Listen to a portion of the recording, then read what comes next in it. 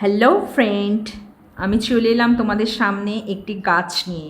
গাছটি কি গাছ তোমরা আমাকে বলবে। গাছটি কাছ থেকে দেখাচ্ছি বন্ধুরা, দেখো। এই গাছটি বেশিরভাগ সবাই জলে তৈরি করে, কিন্তু আমি মাটিতে করেছি। জলে করলে বিভিন্ন রকমের ছত্রাক লাগে, যার জন্য গাছের ডালপালাগুলো হলুদ হয়ে যায়, বেশি দিন বাঁচে না।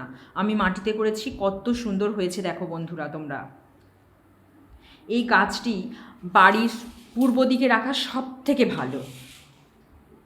এটি বাড়িতে রাখলে কি হয়, ঘরে শান্তি বজায় থাকে। এই গাছের জাদুতে সংসারে উপচে পড়ে সুখ এবং সমৃদ্ধি। দেখো বন্ধুরা, আর এটি ঘরে রাখলে কি হয়, শ্বাস নেওয়ার জন্য বিশুদ্ধ বাতাস তৈরি করে থাকে। সেই জন্য এটি ঘরে রাখা অত্যন্ত শুভ। আর এই সবুজ গাছের আমাদের মনকে উজ্জ্বল রাখে।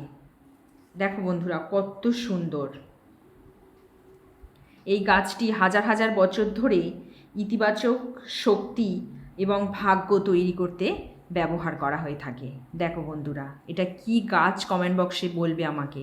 আর তোমাদের কার কার বাড়িতে এই রকম গাছ আছে আমাকে একটু জানাবে। টাটা বন্ধুরা।